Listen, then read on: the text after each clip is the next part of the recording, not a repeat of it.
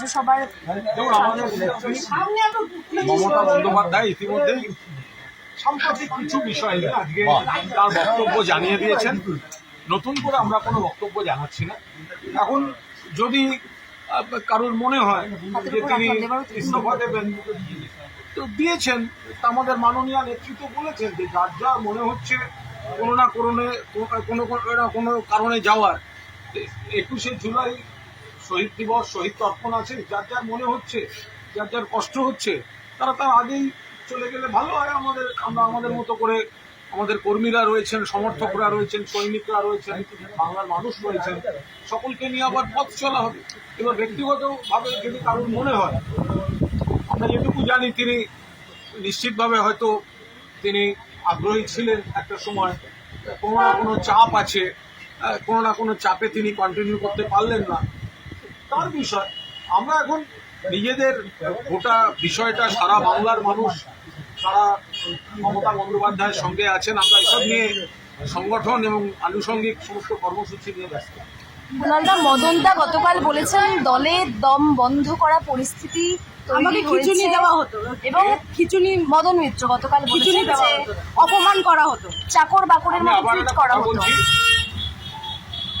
মদন মিত্র তার স্ত্রী এবং পুত্রদের নামে কেন্দ্রীয় এজেন্সির সামান গেছে, আপনারাই সবাই খবর করেছেন। তখনও পর্যন্ত তার যা স্টেটমেন্ট ছিল তাতে কাকে তিনি রেপিস্ট বলেছেন, কাকে কি বলেছেন, ওনার জীবনের একটাই লক্ষ্য, যাতে কেউ আমার নাম মদন মিত্র, আমায় কেউ যেন গদ্দার কোনোদিন বলবেন, আমার মৃতদেহের উপর মমতা বন্দ্যোপাধ্যায়ের পতাকা থাকবে, এগুলো আমরা শুনেছি। তো ফলে মদনদা ওখানে গেছেন শারীরিকভাবে, মানসিকভাবে গেছেন কিনা বলতে পারবো না। তার কারণ হচ্ছে সিবিআই এর চিঠি গেছে ওনার বাড়িতে, ওনার মিসেস আর ছেলেদের, সেই চাপটা হয়তো মদন মিত্র নিতে পারেননি। তারপরে একেবারে ওনার ওই পক্ষের শিখিয়ে দেয়া, ওই পক্ষের লিখিত স্ক্রিপ্টগুলো তার মুখ থেকে বেরোচ্ছে, অনেকের মুখ থেকেই বেরোচ্ছে এবং সব এক হয়ে যাচ্ছে। এবং ইন্টারেস্টিং হচ্ছে, যার যার কষ্ট হচ্ছে, দম বন্ধ হচ্ছে, অক্সিজেন সরবরাহ কম হচ্ছে, প্রত্যেকের হচ্ছে কিন্তু ভোটের রেজাল্টের পরে। অর্থাৎ মমতা বন্দ্যোপাধ্যায় যদি মুখ্যমন্ত্রী থাকতেন, তৃণমূল কংগ্রেস যদি সরকারে থাকতো, তাহলে তাদের একরকম চেহারা হতো। আর আজ নানা চক্রান্ত, নানা প্রতিকূলতা বা নানা কারণে, যাই হোক, তারা তাদের মতো থাকুন, ভালো থাকুন কিনা তারা ভবিষ্যতে তারা সেটা বুঝতে পারবেন। কিন্তু আমরা মাথার উপর মমতা বন্দ্যোপাধ্যায় আর সারা বাংলার মানুষ এবং তৃণমূল কংগ্রেস কর্মীরা মমতা বন্দ্যোপাধ্যায়, আমরা পরিষ্কার কথা বলি যে তৃণমূল কংগ্রেসের মমতা বন্দ্যোপাধ্যায় যারা সৈনিক বা সাধারণ বাংলার মানুষ, একটা কথা বলুন তো, মমতা বন্দ্যোপাধ্যায়ের ছবি বাদ দিয়ে, ছবি না দিয়ে যারা 21শে চলো বলে প্রচারের মিডিয়া বা সোশ্যাল মিডিয়ায় যারা ছড়াচ্ছে, কোন প্রকৃত তৃণমূল কংগ্রেস কর্মী সেটাকে বিশ্বাস করবে? কোন প্রকৃত তৃণমূল কংগ্রেসের কর্মী মমতা বন্দ্যোপাধ্যায় ছবি ছাড়া তৃণমূল কংগ্রেসের কোন, এবং বিশেষ করে 21শে জুলাইয়ের মতো শহীদ তর্পণ অনুষ্ঠান, এটা মমতা বন্দ্যোপাধ্যায় ছবি ছাড়া? যারা বলছেন মমতা বন্দ্যোপাধ্যায়কে তারা নাকি চেয়ারম্যানশিপ থেকে তারা সরিয়ে দিচ্ছেন, কর্মীরা, বাংলার মানুষ দেখছেন, কর্মীরা মমতা বন্দ্যোপাধ্যায়ের সঙ্গে, বাংলার মানুষ মমতা বন্দ্যোপাধ্যায়কে সমর্থন করছেন, এই ধরনের চূড়ান্ত বিশ্বাসঘাতকতা এটা হতে পারে। দাদা, এই শহীদ দিবস এবারে 4টে শহীদ দিবস পালন করা হচ্ছে। এবার জানা যাচ্ছে যে ঋতব্রত বন্দ্যোপাধ্যায় শিবিরের যে তৃণমূল কংগ্রেস মনীষীদের ছবি দিয়ে পোস্টার দিচ্ছে, তাহলে 4টি জায়গায় 21শে জুলাই পালন করা হচ্ছে। এবং বলা মমতা হচ্ছে বন্দ্যোপাধ্যায়ের কতখানি শক্তি সেটা ভেবেছেন? মমতা বন্দ্যোপাধ্যায়ের শক্তিটা কত বড় ভেবেছেন? তার পক্ষে সারা বাংলা আছে, কিন্তু তাকে ভাগ করতে গেলেও, সেই শক্তিটার উল্টো দিক করতে গেলেও কতগুলো দোকান খুলতে হয়, এটা ভেবেছেন কখনো? লোকে একটা দোকান খুলতে পারে না। তাহলে মমতা বন্দ্যোপাধ্যায় তো দিনের শেষে শক্তি। 1993 সালের 21শে জুলাই no I card no vote, Mamata Bandyopadhyay এই কর্মসূচি ডেকেছিলেন। 14 জন গুলিতে নিহত, মমতা বন্দ্যোপাধ্যায়কে খুনের চেষ্টা, 100 জনের বেশি জখম, এবং তারপর থেকে প্রত্যেক বছর 21শে জুলাই মমতা বন্দ্যোপাধ্যায়ের আন্দোলনে সৈনিকরা এটা পালন করে আসে।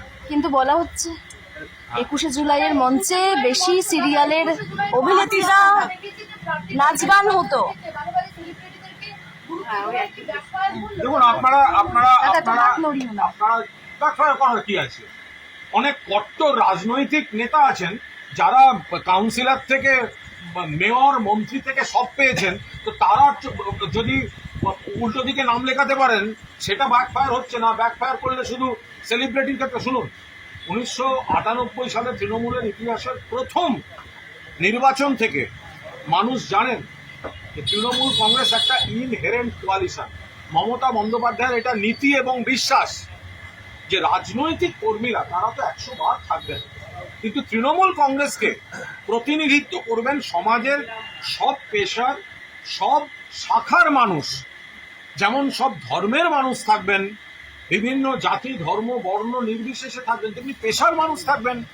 যারা হোল টাইমার রাজনীতিবিদ থাকবেন, চিকিৎসক থাকবেন, বাস্তুকার থাকবেন, শিক্ষক থাকবেন, অধ্যাপক থাকবেন, চলচ্চিত্র অভিনেতা থাকবেন, গায়ক থাকবেন, গায়িকা থাকবে। তো ভালো তো, এটা এই সংসদীয় গণতন্ত্রে একটা সমাজের ইনহেরেন্ট কোয়ালিশন। এবার সেটাকে কে অ্যাডজাস্ট করতে পারছেন আর কে অ্যাডজাস্ট করতে পারছে না, সেটা দিয়ে মূল মানুষের পার্টি ছিল মমতা বন্দ্যোপাধ্যায়। একটা মানুষের পার্টি সমাজের প্রকৃত প্রতিনিধিত্ব করে তুলতে চেয়েছিলেন, তার অপব্যাখ্যা করার কোনো অর্থই হয়। অভিষেক বন্দ্যোপাধ্যায়ের জন্য অনুব্রত মণ্ডল 2.5 বছর জেল খেটেছেন এবং আরো অনেকে রয়েছেন ক্যামেরা জেলে যাবেন। দাবি করেছে। দেখুন, এই ধরনের কথাবার্তাগুলো মানে কোনো মাথা মুন্ডু নেই। এখন আমরা আবার বলছি, যারা মমতা বন্দ্যোপাধ্যায় বা তৃণমূল কংগ্রেস, এবার বিভিন্ন এজেন্সি, সেন্ট্রাল এজেন্সি, রাজ্যের পুলিশ, তারপর সকলকে একটা স্ক্রিপ্ট বেঁধে দিয়েছে, সকলকে স্ক্রিপ্ট বেঁধে দিয়েছে যে অমুককে টার্গেট করতে হবে, অমুক কথা বলতে হবে। যদি একটাই দোষ, বুঝলেন, মমতা বন্দ্যোপাধ্যায়ের নামে ভদ্রমহিলা, ওনার একটাই দোষ, উনি আর আজকে মুখ্যমন্ত্রী নেই। তাই জন্য এই সমস্ত নোকদাঁতগুলো দেখতে হচ্ছে, এই সমস্ত ডায়লগ শুনতে হচ্ছে।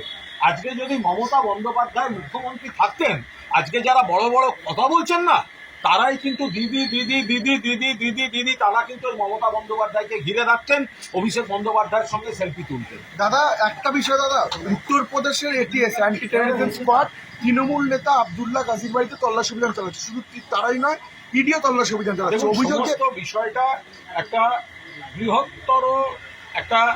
বৃহত্তর ষড়যন্ত্রের একটা রূপরেখা।